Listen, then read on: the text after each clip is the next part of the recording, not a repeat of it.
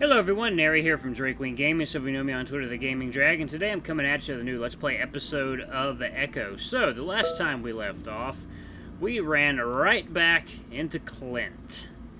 And he seems to be on something. He barely remembers us, but he is delving into the past of The Echo. So, Chase is quite intrigued, and he's listening, probably perhaps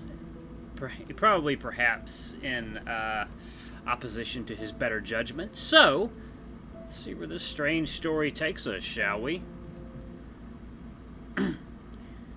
Yeah, like, some guy was trying to hop on one. Like, way back then, that's how people would get around. So this guy was trying to hop on this train here when it was leaving the station, but he missed jumping on. Clint sits down in the dry and dusty weeds and spreads his legs out over the rails. And he falls down like this, and it runs over his legs. Clint brings both hands down on a chopping motions over his thighs. Blood goes everywhere, and yeah, he's dead, right? He looks up at me, and I realize he's actually waiting for an answer. I guess his questions are never rhetorical. I'd assume so, right? Wrong!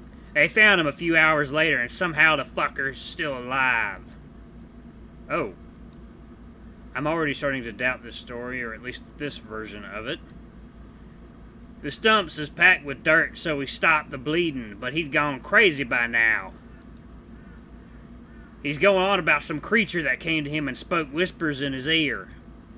Well, at the very least, I can just stick this story somewhere slow in the project to keep things somewhat interesting. One of those local urban legends type stuff. But then he goes to the hospital and they think he's gonna live, but he jumps out the fucking window and kills himself. Clint stands up and brushes himself off. My dad used to tell me that story a lot. Not like I wanted to hear it, but he liked telling me things I didn't want to hear. I don't quite know what to say to that, but I want to keep on his good side, so I make a show of pulling a notebook out of my bag. Well, thanks, Clint. That actually helps me out a lot. But Clint is still off in his own world, staring off at some trees in the distance. It's weird that you needed to hear that story because I come here because of it. For closure or something? Because of that guy. Sometimes I think I see him when I'm all high, and I hear things here too. It's scary, but I do it anyway because it's different. In this town, everything's always the same, but you can make it change if you want.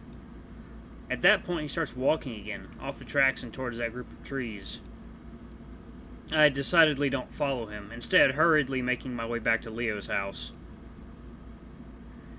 I have a lot of time to calm down on the walk back.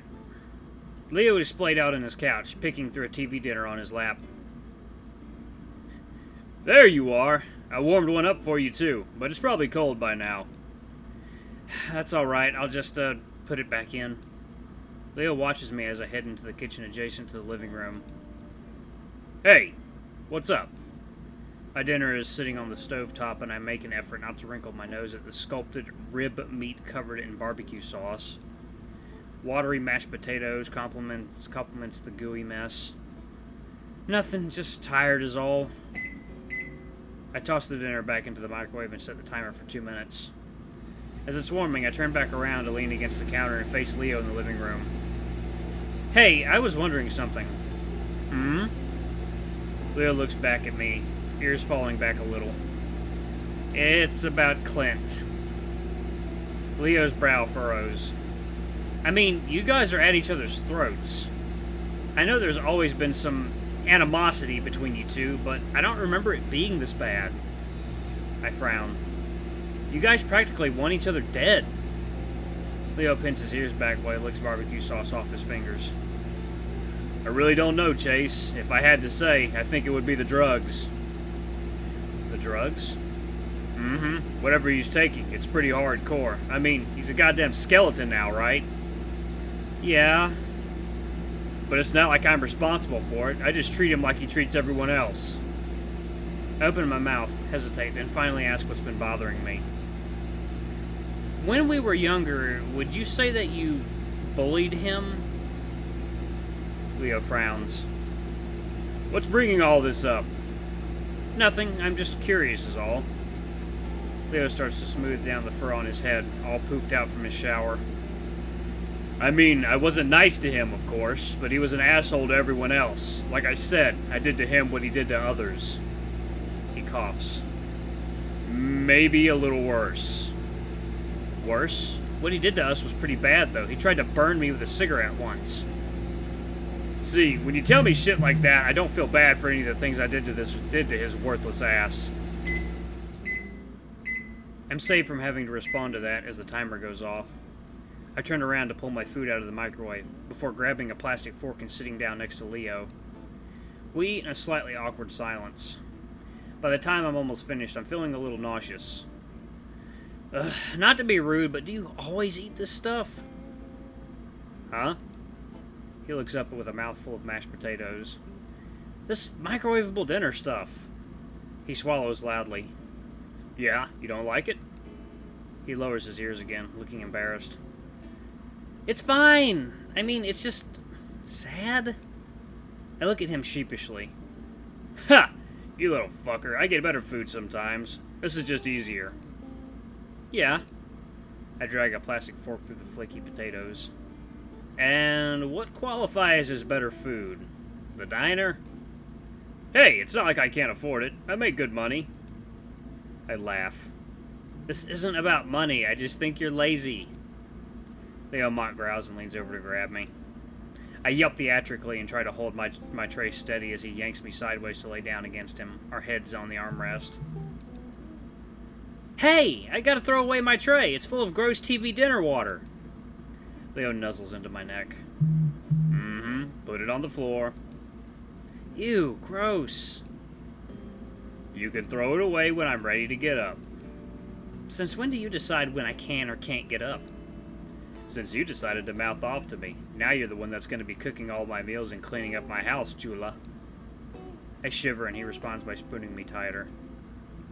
Clearly Leo has gauged that I'm past the point of resisting at this point in my little vacation and he's taking advantage of it.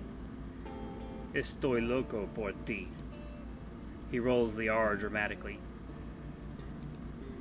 Definitely taking advantage of it. We're both too tired to do anything more, which is probably for the best. And within a few minutes, I've passed out. Oh, shit. This is getting weird. Wow. Clint hadn't been lying after all. What? Leo whispers it at me from across the table, not looking up from his phone. Nothing, just finding some interesting stuff. I whisper back. Good. Leo grins, but still doesn't look up from his phone. Oh, excuse me, guys. There isn't much to go off of. After reading through it, I'm pretty skeptical of Haunted Echo, the main source of my documentary. At least the bit of information I just came across references some newspaper articles from 1952. The young wolf named Robert Smith wasn't even a resident of Echo. He'd been resting at the Echo classification yard after taking a train from the capital. He was on his way to the west coast, and once he thought he'd found the right train, he attempted to board it. No one knows exactly what happened. Yet somehow his train hopping went horribly wrong and he was found with both limbs severed 2 hours later. He'd managed to crawl 20 yards north up along the rail before he was found. Somehow, impossibly, he survived the ordeal up to that point. This was mainly due to the mud packs that had been placed on the stumps, halting the bleeding. Of note was the fact that Robert had seemingly become delirious because of the blood loss, pain, or trauma. Likely a combination of all three, actually. He claimed that the bleeding had been stopped by a creature of some kind. When he tried to describe it, he began to sob and scream incoherently. It's hard to say how much of this is being exaggerated by the author. Either way, I don't exactly have time to track down all of her sources, so I decide I'll just have to trust it. My leg jumps as something soft and ticklish brushes up against it. I snap my gaze up at Leo. What? Leo gives me an innocent look while he continues to brush his tail up against my leg. Well, if you're not going to say anything, then please stop doing that. It's distracting. He does stop then, and I feel a little guilty, so I look back up. And thanks for getting a library card just so I could check this out. It's a huge help. He smiles. No problem, Nutria. Not one of your sexier words. I returned back to the book. It's unlikely that Robert would have survived anyway, due to the extent of his injuries and infection. Still, it is of note that he ended up committing suicide a few hours after discovery. He apparently slipped out the 5th floor window of the Peyton Regional Medical Center, though authorities simply dismissed it as a case of a man knowing that his demise was nigh and finishing the job himself. The author speculates it had something to do with the horrors he saw on the tracks. I hear a soft whine coming from in front of me, and I lower the book to find Leo draped across the table on his chest. Oh my god. He's looking up at me with huge puppy eyes. I can't help but smile because it's so fucking adorable, even for a wolf as big as him. What? I have a project to do, remember? Yeah, I know. But we've been here for 3 hours now. You should take a break. I look at the time and I'm shocked that he's actually right. How the hell did that happen? Well, I guess that's a good idea. I was just finding some really interesting stuff. I'm sure that project of yours is going to turn out awesome. He grins and stands up abruptly, grabbing my book up as well so I couldn't continue to read. Let's go get some lunch. It's already almost 3. Alright, did you want to go to the diner? You want to eat there? Well, it's been a few days. I'd like to catch up with the others, you know. I know that's what you wanted to do. Actually, everyone's busy. I already tried. Oh, really? What are they doing? Well, Flynn's working, TJ and Jen are on a hike, and Carl's asleep. Oh. It doesn't really seem like Leo just to blow off meeting up with everyone. But I guess at this point in the trip, he's just tired of trying. I know I would be. Excuse me, guys. Probably just to show me up after what I said last night. Leo takes me to a semi-fancy steakhouse. Let's go ahead and save.